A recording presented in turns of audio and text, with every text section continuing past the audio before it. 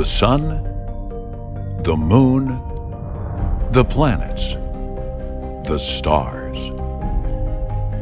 These natural phenomena have nurtured, guided, and inspired life on Earth throughout the ages. Yet, it wasn't until the beginning of the 20th century, when aerial technology gave birth to the airplane, that humans acquired the technical capability to literally reach for the stars. Today, airplanes take us to altitudes of 30,000 feet, allowing us to fly above the clouds at nearly 600 miles per hour. Halfway through the 20th century, we invented the technology to go even farther, and the satellite era had begun. The first artificial satellites were launched to low Earth orbit, an area that extends to about 1,200 miles above Earth. The satellite era was destined to show the world that the sky could provide much more than intercontinental transportation, and NASA was created. Today, in the 21st century, over 1,000 operating satellites orbit planet Earth. They serve us daily with weather prediction, television programming, navigation, reconnaissance photography, radar imaging, and space-based internet. But today's most important satellite came at the very end of the 20th century. In 1998, assembly began in space on a satellite that would be second in size and radiance only to the moon.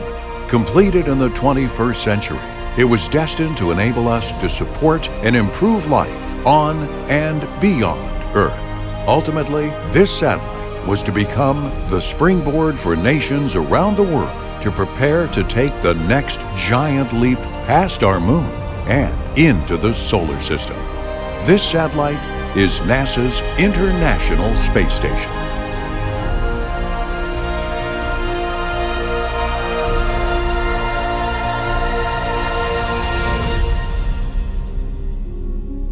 In an orbit about 250 miles above Earth, the station travels at a speed of 17,500 miles per hour, circling the globe every 90 minutes. The International Space Station was built with the cooperation of 15 countries. Under the leadership of the United States, 40 NASA space shuttle flights carried components to space for its construction between 1998 and 2011. Construction began with the Russian launch of Zarya, the foundation of what would become humanity's home in space. This first segment was built to provide basic essentials: electrical power, storage, propulsion, life support, a science lab, navigation tools, and multiple docking ports for the station components that would soon arrive. For more than a decade, additional modules, solar arrays, support structures, and other vital pieces were flown to space, and the station was assembled in orbit, piece by piece. Modules like the U.S. Destiny Laboratory provided one-of-a-kind research facilities, while others, including the Tranquility Module, provided vital life support systems and additional living space, eventually giving the station an interior volume similar to a Boeing 747 jet. America's international partners contributed additional segments to expand research capabilities to international science and engineering professionals worldwide. The European Space Agency contributed the Columbus Laboratory, which is connected to a mission control center in Germany. This addition has enabled station crew and Earth researchers to conduct thousands of experiments in weightlessness for life sciences, material science, fluid physics, and other disciplines. It also provides another port for external investigations. These have ranged from exploring how bacteria can survive on a meteorite in space to measuring volcanic activity 400 kilometers below on Earth. Next came the Japanese lab, Kibo, with research facilities focusing on experiments in space medicine, biology, Earth observations, material production, biotechnology, and communications. Kibo has a mission control room at the Tsukuba Space Center in Japan. In 2005, Congress designated the American segment as a national laboratory, directing NASA to invite other federal agencies and the private sector to use the facility. Completed in 2011, the station is the size of an American football field and can be seen among the moon, planets, and stars as it zooms over your house. To date, the station has hosted crew members from 17 countries, doing research in over 50 disciplines. Remarkably, 83 countries worldwide have used the research facilities. The completion of the International Space Station was one of the crowning achievements for NASA's Space Shuttle program. The workhorse spacecraft bore the majority of what is now the International Space Station into low Earth orbit, completing a task that no other vehicle could achieve. The retirement of NASA's 3 active shuttles produced a void in America's space transportation capability. Russia held the only astronaut transportation to the International Space Station.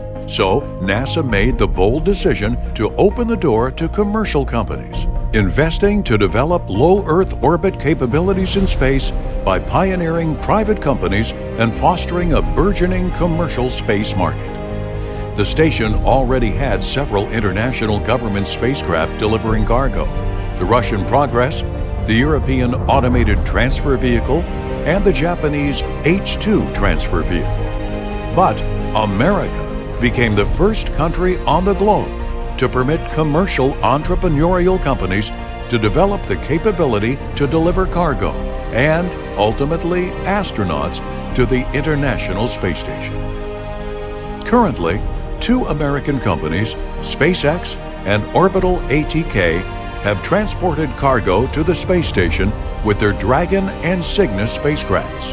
And in the years to come, 2 American companies will soon begin launching station crews from American soil once more. The International Space Station's role in the development of your future, as well as that of the United States space program, is enormous. The station is humanity's best proving ground to provide the biological, scientific, and engineering knowledge needed to send astronauts safely on a round-trip journey to Mars. To continue preparing for this future leap into deep space, the station is being used as a test facility for the skills and technology that will be needed. NASA is also planning an excursion to capture a boulder from an asteroid and transport it to Earth's lunar orbit in the 2020s. The asteroid mission will use vehicles that are key components of NASA's deep space exploration strategy: the Orion spacecraft and the Space Launch System heavy lift rocket. But research done aboard the station isn't only benefiting the explorers of tomorrow. Many things learned in space are already benefiting life right here on Earth. The human body's reaction to microgravity is similar in many ways to its reaction to aging on Earth. Studies in nutrition and exercise on how to preserve a functional body in space can be applied to counteract the effects of aging on the human body on Earth as well. And with the first year-long mission on the station already underway, NASA is pushing the boundaries of the human body's capabilities further than we have ever gone before. Research on the fundamental mechanisms of plant growth made possible by the microgravity environment could lead to improvements in plant production on Earth and will be vital if future explorers want to grow food on Mars. Water purification systems developed and perfected on the International Space Station have been used in remote locations on Earth that lack reliable access to clean drinking water. Technologies developed for a human Mars expedition, such as faster long-distance communication, 3D printers for equipment parts replacement, and expandable habitats for spacecraft, can be utilized in applications to improve life on Earth, circling the Earth every 90 minutes. The station enjoys a unique vantage point and orbits over most of the populated sections of Earth.